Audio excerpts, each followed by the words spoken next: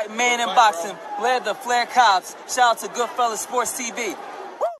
Don't forget to check out our sponsor, The Health Blaze, at thehealthblaze.com. 100% all natural products from lotions, soaps, foot soaks, bath bombs, and much, much more. Use the promo code Goodfella1Boxing. Tell them your boy CJ Goodfella sent you. Get 18% off. We out. All right, man. Appreciate everybody for checking in. Make sure you hit that subscribe button, bell icon button, share the video. And apparently,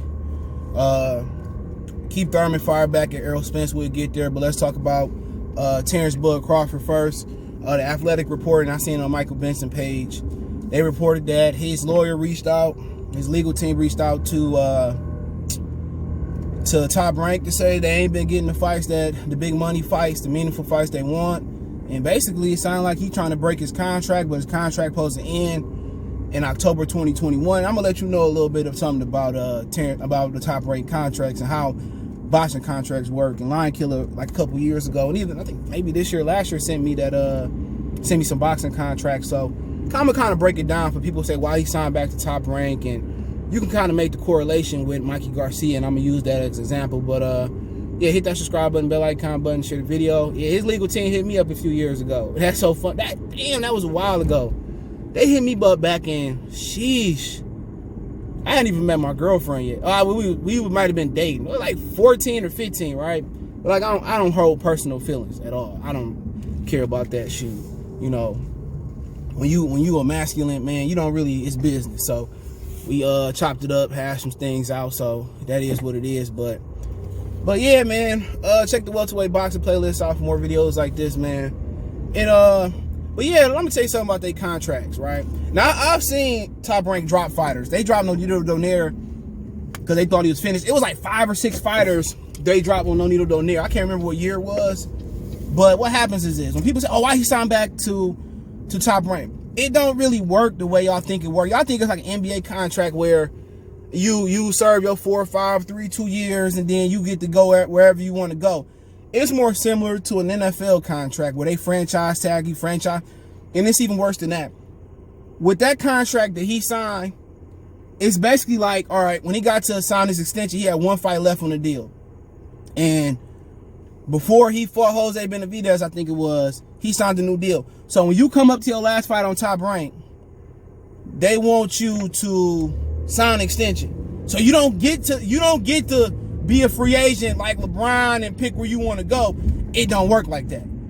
So in the way it worked, when you get to the last deal and you say, oh no, I don't want to sign back, I kind of want to do, no, they like, no, then they not gonna give you your last fight. So then they gonna put you on the shelf, you know, or then you have to do your legal team. So you're gonna be fighting for a year or 2 in court. So it's to the point where you want to buy yourself out. So that's kind of the situation. So when you get to your last fight of your deal, they don't let you fight that fight unless you sign an extension. So that's what people don't understand. That's how Top Rank roll. And then you don't know when your deal gonna end. They said, well, if you unify titles or if you become a world champion in another weight class, then it's a situation where your contract is stand by 1 or 2 fights. Or if you become an undisputed, I don't know what some contracts say, you got to fight with us for 5 more fights or 3 more fights. So it's not like you fulfill your contract and that's the way it is. Like Run DMC like say, and that's the way, it ain't like that. And when you on the outside looking in, you ain't never seen a boxing contract. I done seen contracts with a promoter taking 50%. I done seen contracts not named Sean and Kenny Porter where the father's taking like 60 or 57%. And this is a current fighter of his money. You know what I'm saying? So y'all think when they say, oh, you know, this fighter X get $10 million for this fight. Some messed up contracts say the promoter get 50%, or the manager, the daddy, the trainer get 60%. Like, it's a scurvy world out there. He made $5 million last night. A lot of times he'd be happy to bring home $1 million after the contract and after taxes. So it don't really work like that. So when y'all talking about, oh, why he signed back? Well, he had 1 fight left before he signed back. If he signed that fight, or go in court and lose some years on your contract, or use some years on your career, like Mikey Garcia. See, Mikey Garcia had the money to buy himself out. You know what I'm saying? That's what people got to understand. Mikey Garcia had the bag to buy himself out, but Bob Arum wasn't taking that. He said, well, my contract is up. Bob said, no, it ain't. He went through the same thing with Chavez Jr. Oh, your contract, you still owe me some fights. Chavez said, no, I don't. So it ain't like, oh, he had a 5-fight deal. No. Oh, he got the WBO title that extended by 1 or 2 fights. So it don't even work like some people think it worked. So boxing contract is cold. Remember, Floyd had to pay $250,000 to buy himself out. Y'all gotta understand, Terence Crawford had a luxury that Floyd had. He came out the Olympics, or Mikey Garcia came out the amateurs and signed with Top Rank. Bud Crawford was with Matador Sports, fighting in barnyards and fighting in chicken coops and shit. Excuse my language. That's what he was doing. You know? And a lot of people get mad, you know. He took a pay cut the first half of his career because he didn't have a big promoter. Gotta remember, Adrian Broner didn't have a big promoter to begin with neither. So a lot of these dudes don't have the luxury, you know, to really bull job around. You know, and that's just the facts. And that's just the fact of the matter of what it is, man. So everybody don't really have that luxury. They don't have that luxury to do what they want to do, and you know, or he can leave and go. Like, no, only the dudes like Mayweather and like Canelo status can really do that, man. So when you look at Terence Bud Crawford, man, you can't get mad at that. You can't get mad at him because a lot of people get mad. Why he signed back? You can't just walk away. You telling the man that lost the first half of his career, or probably was like the first 20 or 30% of his career, because nobody would sign him. And what's so funny about it, you got the dude from Nestor from the Boxing Voice that used to love Terence Crawford before he made it big. He said, "Well, this dude Terence Crawford gonna be a big, great fighter. He gonna be the truth." I don't know what happened there.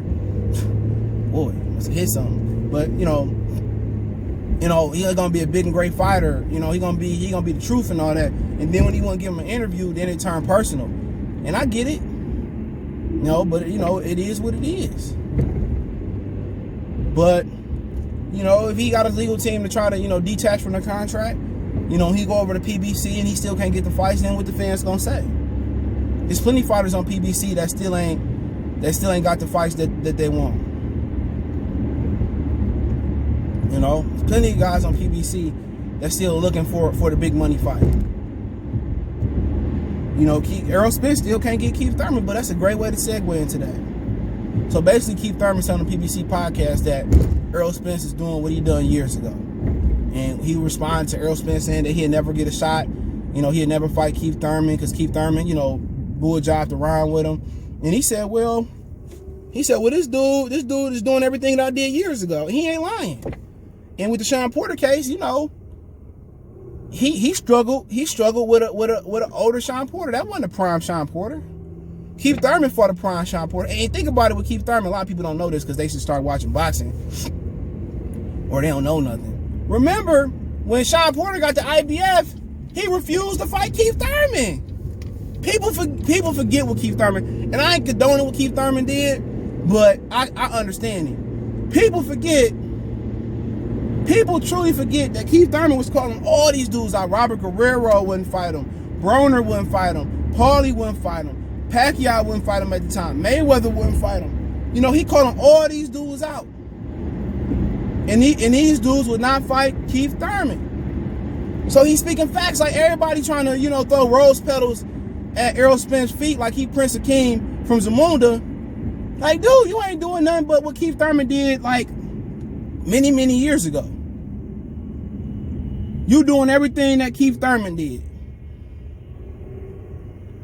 You doing everything that he did, and Keef Thurman right. He said he ain't never fought nobody like me. His whole style whack. I know the sucker can't whoop me. I know he can't. His whole style whack. Let me get him, and you can do what you want to do with him after I'm done with him. His whole style whack. Like, that's like what Keef Thurman's saying. Like, he said he ain't never seen. He said Sean Porter aggressive, Danny Garcia a counterpunch. He said I can do everything. He ain't never seen nobody like me. And my whole thing is like, get in the ring with him then, chump. You crying because everybody ducked you. will change the trajectory of boxing. Take a chance. Give somebody an opportunity. And he didn't want to give Errol an opportunity, and Errol doing the same thing. He didn't want to give Bud an opportunity. You know, and they perpetuating this duckage. Well, he didn't do this for me. I ain't gonna do. It is what it is. It ain't like you fighting the Joker for free. You getting paid. You getting paid. You getting paid to do what you do. You gonna get big money. If you don't get big money for the fight, you gonna get big money after you whoop him. But you know, like I said about Keef Thurman, I mean, he right though. Like everybody acting like Errol Spence doing something that's spectacular. You beating on somebody that been beat on before. Sean Porter had a draw with Julio Diaz, bro. He got beat on by Kell Brook. He got beat on by Keef Thurman. And you trying to tell me that that's a great win for Errol the Truth Spence? That ain't no great win. That's an average win for him. Danny Garcia is not even he's never been with Kell Brook, been at welterweight. I'm just saying it. Danny Garcia a chump at welterweight, and that's just a fact. And if you struggle with Danny Garcia, then you ain't shit.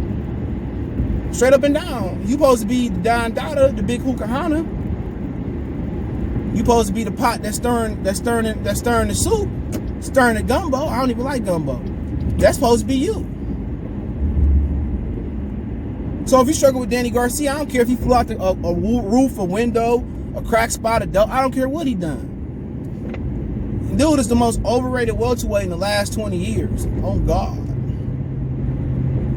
I ain't seen a more overrated welterweight, especially if he struggled with Danny Garcia. And everybody want to scream Keef Thurman ducking. That nigga ducking Terence Crawford. Well, he on the wrong side of the street. He started that crap. Oh, I'll move up and move down. I ain't fighting Keef Thurman. Sound like a pussy to me. Sound succotash. He sound like a pussy to me. He sound like Sylvester's. Yeah. Succotash. Come on, man. That dude, man, like I said before, man, that dude ain't trying to fight nobody, bro. He just he Keef Thurman's son. He Keef Thurman Jr. Oh, he beat Sean Porter. Oh, he beat Lamar Pierce. All of them dudes was past their prime. Danny Garcia past his prime. That's like Oscar beating up on old Chavez a couple of times. Bro, I ain't trying to hear that bull jive, man. I ain't trying to hear it, dude. Straight up and down. You know, but that's just my opinion on the matters. You can find that on the PBC podcast. Go to premierboxingchampion.com. He'll be on but he right. That dude just doing everything that I did. You know, and I did it better. So let me know what you guys think, man, about the scenario. Let me know what you think about the Bud situation where he trying to shake free that top rank contract, and it's probably gonna cost him some moolah, you know. But hey, that is what it is. Let me know what you guys think. Don't forget we on Facebook, Instagram, Twitter. You can reach out if you have a business question, inquiry, sponsorship, video request. Keep sharing the videos.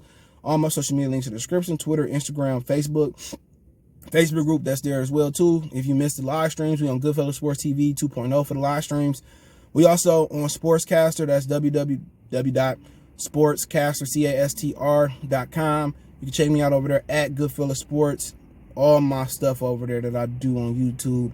So if you're tired of YouTube, and check out Sportscastr, especially for content creators. They pretty dope over there. But other than that, want to make a financial donation to the channel, Cash App CJGood313, PayPal link in the description. Best way to donate to the channel is share the video. Let me know what you guys think. Check out the welterweight playlist. One time for the one time we go. Belief about I'm on the phone. You on the phone? Yeah. You looking at my baby? No, I ain't looking at him, right? No, I'm good. You sure? Yeah, I'm good. All right, man. Next time we come outside, don't be staring and shit like that. I don't like that. I wasn't looking at him.